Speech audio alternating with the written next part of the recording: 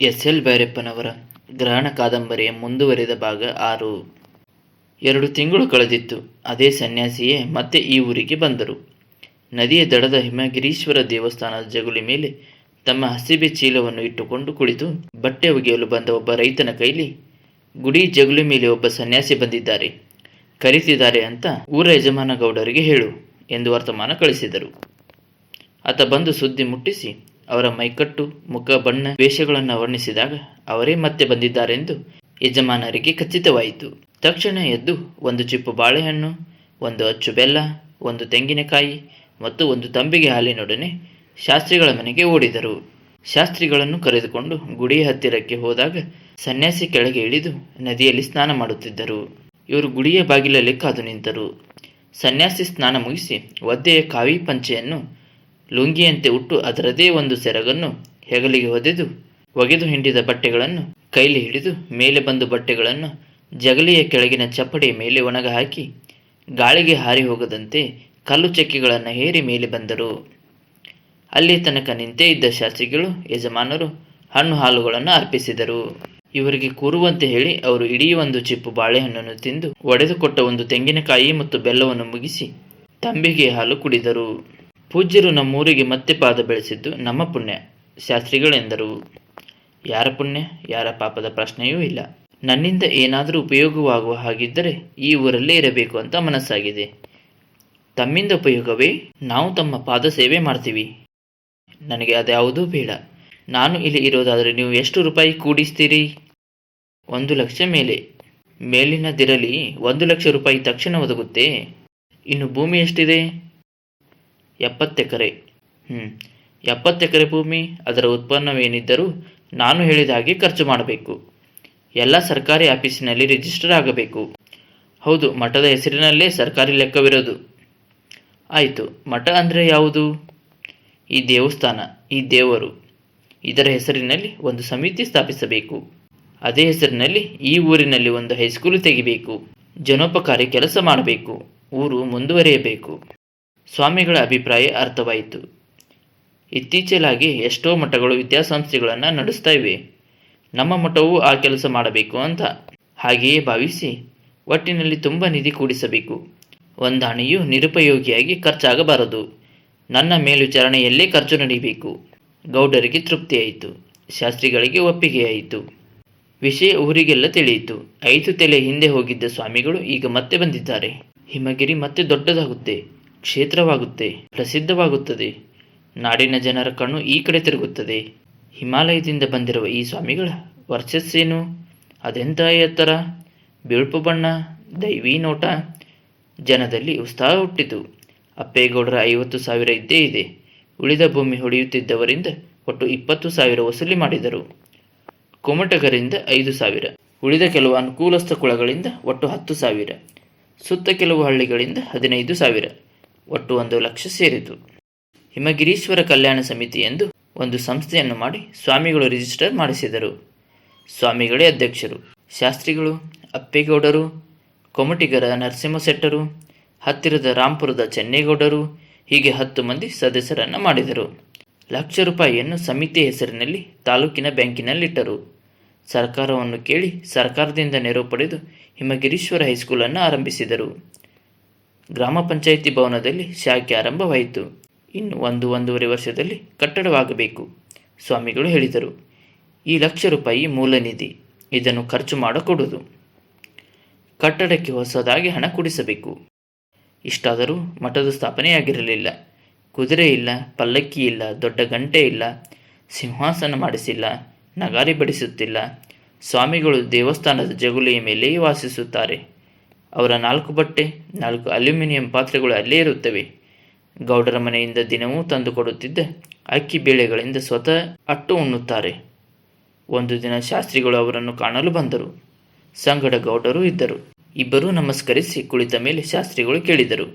ಸಮಿತಿ ಆಯಿತು. 2 ತಿಂಗಳಿನಲ್ಲಿ ಹೈಸ್ಕೂಲ್ ಆರಂಭವಾಯಿತು. ಆದರೆ ಮಠ ಆರಂಭವಾಗಿಯೇ ಇಲ್ಲವಲ್ಲ. ಎಂಥ ಮಠ? ಸಮಿತಿಯೇ ಮಠ. ಸಮಿತಿ ಮುಂದೆ ಬಹಳ ಕೆಲಸ ಮಾಡಬೇಕು. ಸ್ವಾಮಿಗಳೇ, ತಮಗೆ ಹೇಳೋಕ್ಕೆ ನಾನು ಆಜ್ಞೆ, ಆದರೂ ಅರಿಕೆ ಮಾಡ್ತೀನಿ. ಸಮಿತಿ ಅಂದರೆ ಜನ ಕಲ್ಯಾಣದ್ದು, ಲೌಕಿಕದ್ದು. ಅದೂ ಆಗಲಿ. ಮಠ ಅಂದರೆ ಪರಮಾತ್ಮದ್ದು. ಪರಮಾತ್ಮದ ಆಧಾರವಿಲ್ಲದೆ ಲೌಕಿಕ ಕಲ್ಯಾಣ ಸಾಧ್ಯವೇ? ಆದ್ದರಿಂದ ಮೊದಲು ಮಠ ಸ್ಥಾಪನೆಯಾಗಬೇಕು.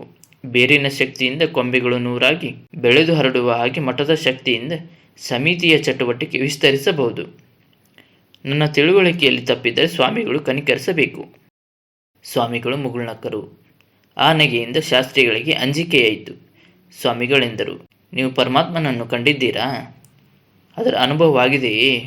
ಅಖಂಡ 10 ವರ್ಷ ನಾನು ಹಿಮಾಲಯದ ಹಿಮಚ್ಛಾದಿತ ಗುಹೆಗಳಲ್ಲಿ ಸಾಧನೆಗೆ ಕೂತಿದ್ದೆ. ನನ್ನ ತಿಳುವಳಿಕೆಯಲ್ಲಿ ತಪ್ಪಿದರೆ ಕನಿಕರಿಸಬೇಕು. ನಗಾರಿ, ನೌಬತ್ತು, ಸಿಂಹಾಸನ, ಕಿರೀಟ, ಪೀತಾಂಬರಗಳ್ಯಾವುವೂ ನನಗೆ ಬೇಡ. ನಾನು ಪಲ್ಲಕ್ಕಿಯ ಉತ್ಸವ ಮೂರ್ತಿಯಾಗುವುದಿಲ್ಲ. ನಾನು ಹೇಳಿದ ಹಾಗೆಯೇ ನೀವೆಲ್ಲ ಕೇಳುವುದಾಗಿ ಒಪ್ಪಿಕೊಂಡಿದ್ದೀರಿ ಅಲ್ಲವೇ ಎಂದು ಅವರು ಗೌಡರ ಮುಖ ನೋಡಿದರು. ಹೌದು ಪಾದ ಎಂದು ಗೌಡರು ಅವರ ಕಾಲಿನ ಹತ್ತಿರದ ನೆಲವನ್ನು ಮುಟ್ಟಿ ಕಣ್ಣಿಗೆ ಒತ್ತಿಕೊಂಡರು. ಇಷ್ಟು ದಿನ ನಿಮ್ಮ ಮನೆಯಿಂದ ಅಕ್ಕಿ ಬೇಳೆ ಬರ್ತಿದೆ, ನನ್ನ ಊಟವಾಗ್ತಿದೆ. ಇದೇ ರೀತಿ ಮುಂದುವರಿಯುವುದು ನನಗೆ ಇಷ್ಟವಿಲ್ಲ. ನದಿಯ ದಡದ ಮೇಲಿನ ಆ ದೊಡ್ಡ ತೋಟ ಇದೆಯಲ್ಲ ನಿಮ್ಮದು, ಅದರಲ್ಲಿ ನನಗೆ 3/4 ಎಕರೆಯಷ್ಟು ಕೊಡಿ. ಅಲ್ಲೇ ಒಂದು ಸಣ್ಣ ಗುಡಿಸಲು ಕಟ್ಟಿಕೊಳ್ತೀನಿ. ತೋಟದಲ್ಲಿ ದುಡಿತೀನಿ. ನನ್ನ ಅನ್ನ ಬಟ್ಟೆಗೆ ಸಾಕಾಗುವಷ್ಟು ಬರುತ್ತೆ. ಒಂದು ಒಳ್ಳೆಯ ಹಸು ಕೊಡಿ, ಹಾಲು ಸಾಕಿ ಕುಡಿತೀನಿ. ಪಾದ ಗೇದು ತಿನ್ನಬೇಕಾ? ಗೌಡರು ಕಕ್ಕಾಬಿಕ್ಕಿಯಾಗಿ ಕೇಳಿದರು. ಆದರೆ ಶಾಸ್ತ್ರಿಗಳ ಬುದ್ಧಿ ಅದರ ಪರಿಣಾಮವನ್ನು ಯೋಚಿಸಿತು. ಅವರು ಕೇಳಿದರು, ಸ್ವಾಮಿಗಳ ಅಪ್ಪಣೆಗೆ ಭಿನ್ನಾಭಿಪ್ರಾಯ ವ್ಯಕ್ತಪಡಿಸುವ ಪಾಪಕ್ಕೆ ನಾನು ಹೋಗುವುದಿಲ್ಲ. ಆದರೆ ಅದರ ಪರಿಣಾಮವೇನಾಗಬಹುದು ಅಂತ ಯೋಚನೆ ಮಾಡಬೇಕು. ಸಣ್ಣ ಪ್ರಮಾಣದಲ್ಲಿಯಾದರೂ ಮಠ ಸ್ಥಾಪನೆ ಮಾಡದಿದ್ದರೆ ಜನದಲ್ಲಿ ಭಕ್ತಿ ಹುಟ್ಟುವುದಿಲ್ಲ. ಭಕ್ತಿ ಇಲ್ಲದೆ ಕಾಣಿಕೆ ನೀಡೋದಿಲ್ಲ. ಕಾಣಿಕೆ ಇಲ್ಲದೆ ಕಲ್ಯಾಣವಿಲ್ಲ. ಹೈಸ್ಕೂಲ್ ಕಟ್ಟಡಕ್ಕೆ ನಿಧಿ ಕೂಡಿಸುವ ಮುಂಚೆ ಮಠ ಸ್ಥಾಪನೆಯಾಗಬೇಕು. ಸ್ವಾಮಿಗಳು ಹೀಗೆ ಮಣ್ಣಿನಲ್ಲಿ ದುಡಿಯೋದ್ರಿಂದ ಸಮಿತಿಯ ಕೆಲಸಕ್ಕೆ ತೊಂದರೆಯಾಗುತ್ತೆ. ಸ್ವಾಮಿಗಳು ಸ್ವಲ್ಪ ಹೊತ್ತು ಗಂಭೀರವಾಗಿ ಯೋಚಿಸಿದರು. ಅನಂತರ ಕೊನೆಯ ಮಾತು ಎನ್ನುವಂತೆ ಹೇಳಿದರು, ಸ್ಕೂಲು ಕಟ್ಟಡಕ್ಕೆ ನಿಧಿ ಕೂಡಲಿ ಬಿಡಲಿ, ನಾನು ಮಠ ಸ್ಥಾಪನೆ ಮಾಡೋಲ್ಲ. ಮಠ ಕಟ್ಟೋಕೆ ಅಂತ ಹಿಮಾಲಯದಿಂದ ಬರಲಿಲ್ಲ. ನಾನು ದುಡಿದೇ ನನ್ನ ಅನ್ನ ಬಟ್ಟೆ ಮಾಡ್ಕೋತೀನಿ. ಈ ವಿಧಾನ ನಿಮಗೆ ಒಪ್ಪದಿದ್ದರೆ ಹೇಳಿಬಿಡಿ. ನನಗೂ ಈ ಊರಿಗೂ ಸಂಬಂಧವಿಲ್ಲ.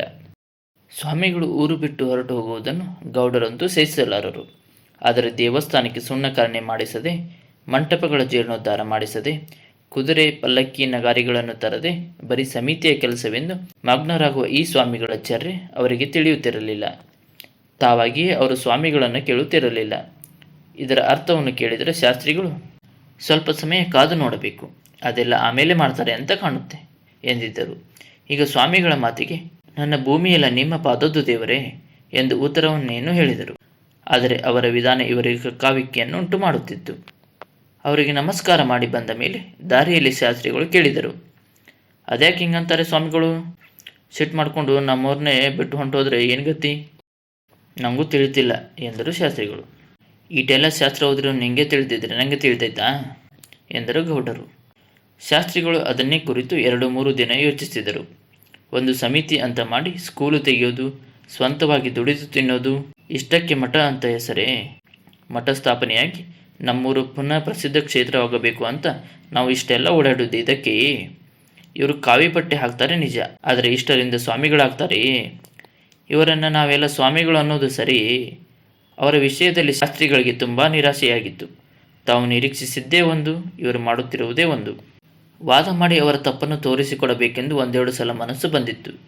ಆದರೆ ಆತನೆದುರು ವಾದ ಮಾಡುವುದಕ್ಕೆ ಏನೋ ಒಂದು ಥರದ ಅಧೈರ್ಯವಾಗುತ್ತಿದೆ. ನಿಮಗೆ ಬೇಡವಾದರೆ ನಾನು ಈ ಊರು ಬಿಟ್ಟು ಹೊರಟು ಹೋಗ್ತೀನಿ ಅಂದುಬಿಟ್ಟರೆ ಏನು ಮಾಡುವುದು? ಇವತ್ತು ಅದೇ ಮಾತು ಅಂದ್ರಲ್ಲ. ಆತ ಸನ್ಯಾಸಿ ಅನ್ನೋದಂತೂ ನಿಜ. ಸ್ವಂತಕ್ಕೆ ಏನೂ ಬೇಡ, ಒಪ್ಪತ್ತಿನ ಊಟ, ಕಾವಿ ಬಟ್ಟೆ, ನಮ್ಮೂರು ಬಿಟ್ಟು ಹೋದರೂ ಹೋಗಬಹುದು. ಇದಕ್ಕೆ ಏನು ಮಾಡುವುದು? ಇದೇ ಯೋಚನೆ ಮಾಡುತ್ತಿರುವಾಗ 2ನೆಯ ದಿನ ಗೊತ್ತಾಯಿತು. ನದಿಯ ಮೇಲ್ಭಾಗದ ಗೌಡರ ದೊಡ್ಡ ಅಡಿಕೆ ತೋಟದ ಒಂದು ಮೂಲೆಯಲ್ಲಿ 3/4 ಎಕರೆಯಷ್ಟನ್ನು ಪ್ರತ್ಯೇಕಿಸಿ ಬೇಲಿ ಹಾಕುತ್ತಿದ್ದಾರಂತೆ. ಸ್ವಾಮಿಗಳೇ ಎದುರು ನಿಂತು ಕೆಲಸ ಮಾಡಿಸುತ್ತಿದ್ದಾರೆ. ಮಾತ್ರವಲ್ಲ, ಗೌಡರು ಆಳುಗಳು ಬೇಡವೆಂದರೂ ಗುದ್ದಲಿ ಹಿಡಿದು ಅಗೆಯುತ್ತಿದ್ದಾರಂತೆ. ಇದು ಊರಿಗೆಲ್ಲ ತಿಳಿಯಿತು. ಎಲ್ಲರಿಗೂ ಆಶ್ಚರ್ಯ. ಗ್ರಾಮ ಮುಖ್ಯರೆಲ್ಲ ಶಾಸ್ತ್ರಿಗಳ ಮನೆಗೆ ಬಂದರು. ಏನು ಸ್ವಾಮಿ ಇದು? ಮಠಕ್ಕೆ ಅಂತ ನಾವೆಲ್ಲ ದುಡ್ಡು ಕೊಟ್ಟೆವು, ನೀವು ಸ್ಕೂಲಿಗೆ ಸುರಿದಿರಿ. ಮಠ ನಿಧಾನವಾಗಿ ಕಟ್ತಾರೆ ಅಂತ ಕಾಯ್ತಿದ್ದೆವು. ಈ ಸನ್ಯಾಸಿ ಸ್ವಂತ ಗುಡಿಸಲು ಕಟ್ಕೊಂಡಿರ್ತಾರಂತೆ, ತಮ್ಮ ಅನ್ನ ತಾವು ದುಡ್ಕೊತಾರಂತೆ. ಹಾಗೆಲ್ಲ ಮಾಡೋದಿದ್ರೆ ನಮ್ಮ ದುಡ್ಡು ನಮಗೆ ಕೊಟ್ಟು ಬಿಡಿ. ಹಾಗೆ ನೋಡಿದರೆ ಜನಗಳಿಂದ ಹೆಚ್ಚು ಭಾಗ ದುಡ್ಡು ಬಂದಿರಲಿಲ್ಲ. ಯಜಮಾನ್ ಅಪ್ಪೇಗೌಡರಿಗೆ ಮತ್ತು ಇತರ ಇನಾಮತಿ ಭೂಮಿಯವರಿಂದ ಐನಾತಿ ಭಾಗ ಬಂದಿತ್ತು. ಆದರೆ ಅಲ್ಪವಾಗಲಿ ಸ್ವಲ್ಪವಾಗಲಿ ಇವರೂ ಕೊಟ್ಟಿದ್ದಾರೆ. ಕೇಳುವ ಅಧಿಕಾರ ಇವರಿಗೂ ಇದೆ. ಈಗ ತಾವು ಯಾವ ತಿಳುವಳಿಕೆ ಹೇಳಬೇಕೆಂಬುದು ಶಾಸ್ತ್ರಿಗಳಿಗೆ ತಕ್ಷಣ ಹೊಳೆಯಲಿಲ್ಲ. ಮಠ ಸ್ಥಾಪನೆಯಾಗುತ್ತೆ ಎಂದು ತಾವು ಮುಂದೆ ನಿಂತು ಹೇಳುವುದರಿಂದಲೇ ಜನ ದುಡ್ಡು ಕೊಟ್ಟಿದ್ದಾರೆ. ಸ್ವಾಮಿಗಳು ಈಗ ಮಾಡುತ್ತಿರುವ ಕೆಲಸದಿಂದ ತಮ್ಮ ಮಾತಿನ ಬೆಲೆಯೂ ಹೋಗುತ್ತಿದೆ. ನಾನು ಮೋಸ ಹೋದೆ, ನನ್ನ ಮಾತು ಖಾಲಿಯಾಯಿತು ಅನ್ನಲೇ, ಅದು ತಮ್ಮ ಆತ್ಮಗೌರವದ ಪ್ರಶ್ನೆ. ಹಾಗೆನ್ನಲು ಮನಸ್ಸು ಸುತಾರಾಮ್ ಒಪ್ಪುವುದಿಲ್ಲ. ತಮ್ಮ ವ್ಯಕ್ತಿತ್ವಕ್ಕೆ ಸಾಧ್ಯವಿಲ್ಲದ ಕೆಲಸ ಅದು. ಈ ಸನ್ಯಾಸಿಯೋ ಈ ಊರನ್ನೇ ಬಿಟ್ಟು ಹೊರಟು ಹೋಗುವುದಾಗಿ ಹೇಳುತ್ತಾರೆ. ಅವರು ಹಾಗೆ ಹೋದರೆ ಏನಾಗುತ್ತೆ?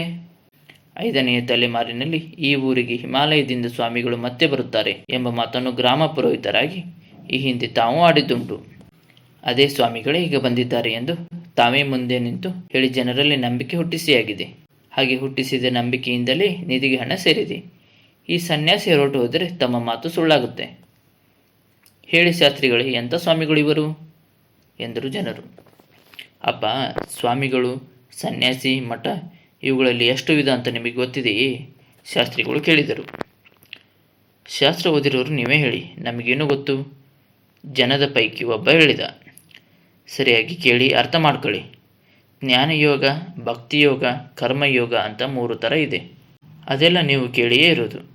ನಾನು ಹೊಸದಾಗಿ ಹೇಳಬೇಕಾಗಿಲ್ಲ. ಈ ಸ್ವಾಮಿಗಳು ಕರ್ಮಯೋಗ ಮಾರ್ಗಿಗಳು. ಸ್ವಕರ್ಮ, ಸ್ವಸಂಪಾದನೆ, ಸ್ವಯಂ ಪಾಕ ಭೋಜನ ಇವರ ರೀತಿ. ಇನ್ನು ಮಠದ ವಿಷಯ, ಅದಕ್ಕೂ ತಕ್ಕ ಲಗ್ನ ಒದಗಬೇಕು.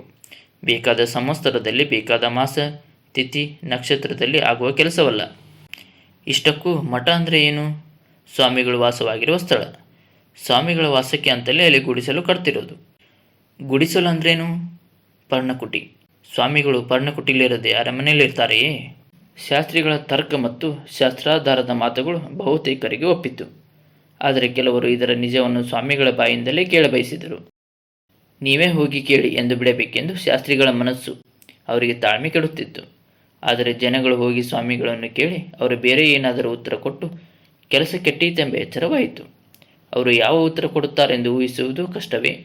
ಅವರ ನಿಜ ಮನಸ್ಸು ಏನೆಂಬುದು ತಮಗೆ ಅರ್ಥವಾಗಿಲ್ಲ. ನಾನು ಬರ್ತೀನಿ, ನಡೀರಿ ಎಂದು ಶಾಸ್ತ್ರಿಗಳ ಮೇಲೆ ಎದ್ದರು. ಹುದಿ ತೆಗೆದು ಆಳುಗಳ ಮಣ್ಣು ಕಲಿಸುತ್ತಿದ್ದರು. ಸ್ವಾಮಿಗಳು ತಮ್ಮ ಕಾವಿ ಪಂಚೆಯನ್ನು ಮಂಡಿ ತನಕ ಕಟ್ಟಿ ಮಣ್ಣು ತುಳಿಯುತ್ತಿದ್ದರು. ಬಂದ ಜನಗಳ ಗುಂಪನ್ನು ಬನ್ನಿ ಎಂದು ಸೌಜನ್ಯದಿಂದ ಸ್ವಾಗತಿಸಿದರಾದರೂ ತಮ್ಮ ಕೆಲಸವನ್ನು ಬಿಟ್ಟು ಅವರು ಇವರ ಕಡೆಗೆ ಗಮನ ಕೊಡಲಿಲ್ಲ. ಶಾಸ್ತ್ರಿಗಳೇ ಹೇಳಿದರು, ಮಠ ಕಟ್ಟದೆ ಸ್ವಾಮಿಗಳು ಹೀಗೆ ಗುಡಿಸಲು ಕಟ್ಟುತ್ತಿದ್ದಾರೆ. ಸ್ವಂತ ಕೈಯಿಂದ ಕೆಲಸ ಮಾಡಿ ಊಟ ಮಾಡ್ತಾರಂತೆ. ಇದು ಮಠಾಧಿಪತಿಗಳ ಘನತೆಗೆ ತಕ್ಕದಲ್ಲ ಅನ್ನುವ ಅನುಮಾನವನ್ನು ಈ ಭಕ್ತಾದಿಗಳು ನನ್ನ ಹತ್ತಿರ ಬಂದು ವ್ಯಕ್ತಪಡಿಸಿದರು. ಅದಕ್ಕೆ ನಾನು ಹೀಗೆ ಸಮಾಧಾನ ಹೇಳಿದೆ. ಜ್ಞಾನಯೋಗ, ಭಕ್ತಿಯೋಗ, ಕರ್ಮಯೋಗ ಅಂತ 3 ವಿಧವಿದೆ. ಈ ಸನ್ಯಾಸಿಗಳದ್ದು ಕರ್ಮಯೋಗ. ಅವರು ಈಗ ಮಾಡ್ತಿರೋದು ಶಾಸ್ತ್ರಸಮ್ಮತವೇ. ಇನ್ನು ಮಠದ ವಿಷಯ, ಸ್ವಾಮಿಗಳು ಈಗ ಪರ್ಣಕುಟಿ ಕಟ್ತಿದ್ದಾರೆ. ಸ್ವಾಮಿಗಳು ಇದ್ದ ಸ್ಥಳವೇ ಮಠ. ಮೊದಲಿದ್ದ ಜಾಗ ನದಿ ದಡದಲ್ಲಿ ಪ್ರವಾಹದಲ್ಲಿ ಕೊಚ್ಚಿ ಹೋಯಿತು. ಆದ್ದರಿಂದ ಎತ್ತರವಾದ ಇದನ್ನೇ ಪುಣ್ಯಕ್ಷೇತ್ರವಾಗಿ ಬೆಳೆಸಬೇಕು ಅಂತ ಸ್ವಾಮಿಗಳ ಅಂತರಂಗವಿರಬಹುದು. ಇದಕ್ಕೆಲ್ಲ ಮುಂದೆ ನಿಧಾನವಾಗಿ ಒಂದು ರೂಪ ಬರಬೇಕು. ಭಕ್ತಾದಿಗಳು ಆ ಥರ ಮಾಡಬಾರದು. ಸದ್ಯಕ್ಕೆ ಹಿಮಗಿರೀಶ್ವರ ಕಲ್ಯಾಣ ಸಮಿತಿಯ ಕೆಲಸಕ್ಕೆ ಎಲ್ಲರೂ ಹೆಗಲು ಕೊಟ್ಟು ಸ್ವಾಮಿಗಳು ತೋರಿದ ದಾರಿಯಲ್ಲಿ ನಡೆಯಬೇಕು ಅಂತ ಹೇಳಿದೆ. ನನ್ನ ಸಮಾಧಾನದಲ್ಲಿ ತಪ್ಪಿದರೆ ಶ್ರೀಮುಖರು ಕನಿಕರ ತಿದ್ದಬೇಕು. ಸನ್ಯಾಸಿ ಯಾವ ಉತ್ತರವನ್ನು ಕೊಡಲಿಲ್ಲ. ತಮ್ಮ ಪಾಡಿಗೆ ತಾವು ಮಣ್ಣು ತುಳಿಯುತ್ತಿದ್ದರು. ಸ್ವಲ್ಪ ಹೊತ್ತಿನ ಮೇಲೆ ಗುದ್ದಿಲಿ ತೆಗೆದುಕೊಂಡು ತುಳಿದಿದ್ದ ಮಣ್ಣನ್ನು ಕೆಳಮೇಲು ಮಾಡತೊಡಗಿದರು. ಅವರ ಮನಸ್ಸಿನಲ್ಲಿ ಏನೋ ಗಾಢವಾದ ಆಲೋಚನೆ ನಡೆಯುತ್ತಿದೆ ಎಂದು ಅವರ ಮುಖವನ್ನು ನೋಡಿಯೇ ಶಾಸ್ತ್ರಿಗಳು ಅರ್ಥ ಮಾಡಿಕೊಂಡರು.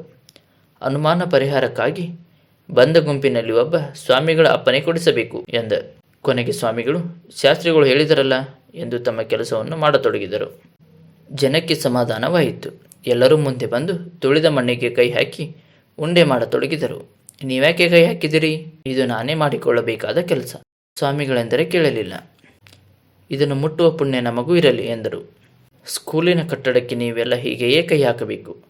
ಕಡಿಮೆ ಖರ್ಚಿನಲ್ಲಿ ದೊಡ್ಡ ಕಟ್ಟಡ ಕಟ್ಟಬೇಕು. ಸ್ವಾಮಿಗಳೆಂದದ್ದಕ್ಕೆ ನಿಮ್ಮ ಪಾದ ಆಶೀರ್ವಾದ ಮಾಡಿದರೆ ನಾವು ಕಟ್ತೀವಿ ಎಂದರು. ಶಾಸ್ತ್ರಿಗಳಿಗೆ ಸ್ವಾಮಿಗಳ ಬಗೆಗೆ ಒಂದು ತೆರನಾದ ಅಸಮಾಧಾನವಿತ್ತು.